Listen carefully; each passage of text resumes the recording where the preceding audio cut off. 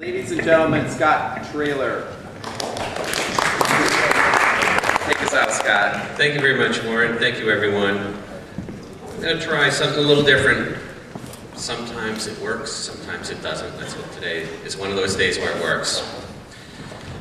So, the way I wanted to start off, just sharing here, is if you've seen me speak before or you know me, researchers are my heroes.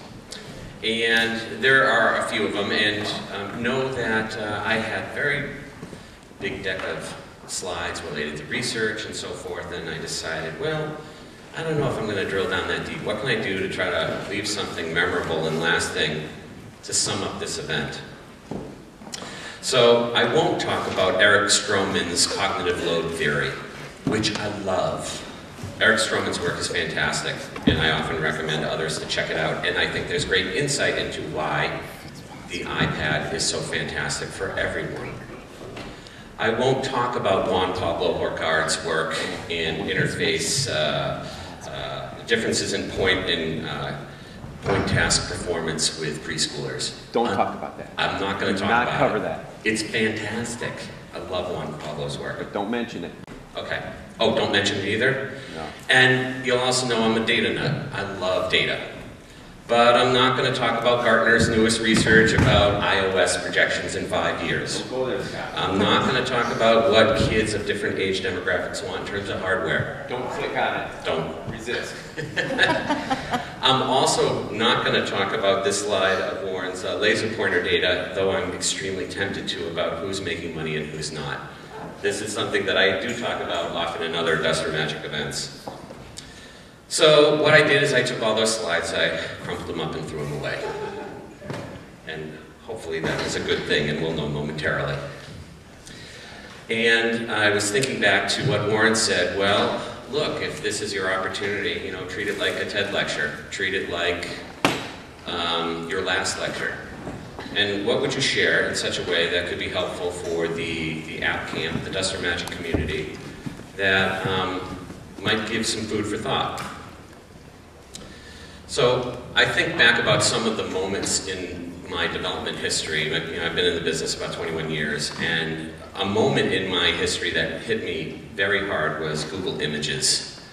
And you know, you hear these things, you know, where were you when Sputnik took off, or when JFK was shot? Like, where were you when Google Images launched? Oh my God, was that a moment for me. And, you know, what's great is going there and typing in any two things like dogs and cupcakes, or hedgehogs and rainbows. That stuff is just awesome, and I can spend all day doing that. And I actually think putting words together that are so different to see what comes up visually is a great place to mine creativity. So I ask myself, what if? And it's, you know, these two words, asking ourselves as children's media developers, need to be asked more often. And I think the question is not, what if we teach children numbers and letters on the iPad? And I'm very impressed and excited by the work that was shown here with letters and numbers. But I'm trying to think something larger than that. And so one of the ways that I get at that larger question is I've kept what I call an idea journal. It's not a journal for writing what happened day to day. It's only for ideas. And I've encouraged my kids to do it too, and granted, we haven't kept up with it lately. But whenever we go on a long car ride, and my young friends would say, we want to play, you know, another hour of video games, I say, how about 3 ideas in your idea book? And then you can. And when you look back on these things over time, especially if you have young children, I started an idea book with my daughter when she was 4. And I've mentioned this in Duster Magic's past, but like one of the ideas is, for example, I think there should be bicycles for ants. Because ants have really tiny legs, and it's really hard for them to get around. I said, honey, that goes in the idea book. You put that in there. I think there needs to be more games about turtles, because they're really fun and they swim. And so she drew pictures of turtles swimming to get past the line to get points. And what I also find is very helpful with young children, they may not be able to write or capture the idea to the fullest detail down, So let them do the drawing, and you do the writing next to their images. So I'm just going to show a few things that have come out of my own idea book over the years. Yeah? Sorry. And Aaron will know some of them, and many of these things involve family members. And also, this is, I tried, it's like, okay, could I do a presentation without relying on Google Images and only relying on my own images, which is not easy. So I just put, this might be some backstory for those familiar with me on Facebook. This was an idea from my idea book a few years ago. What if they made glasses for frogs? Wouldn't that be awesome? What if? Just ask the question.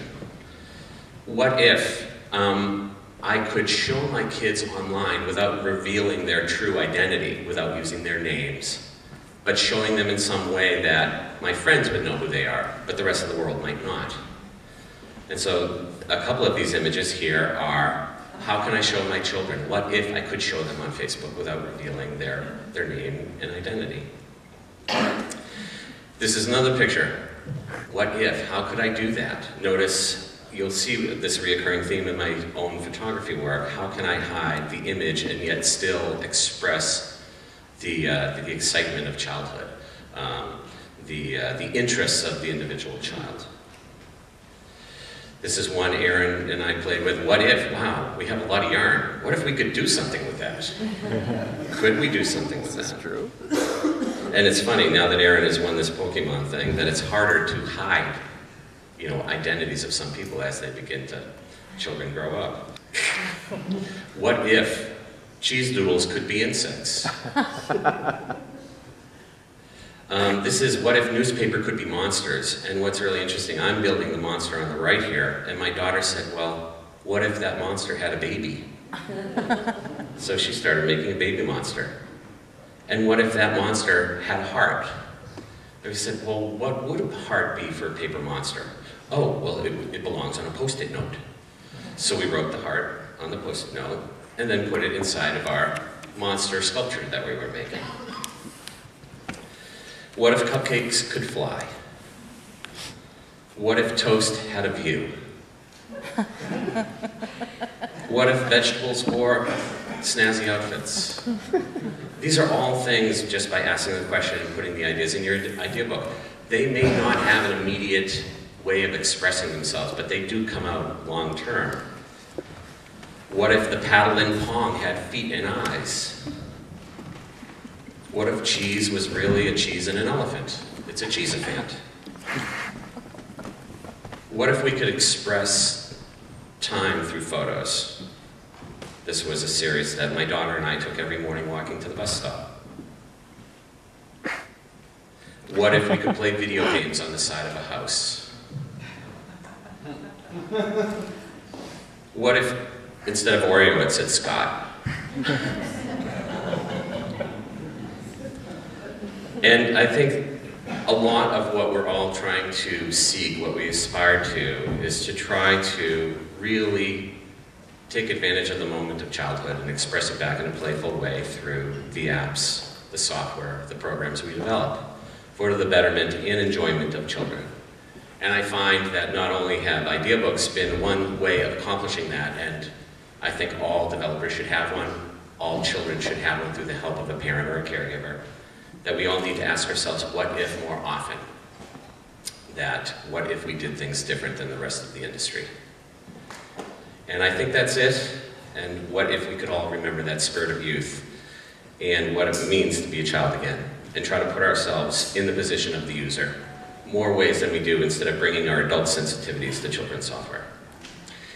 And that is my presentation. Thank you very much.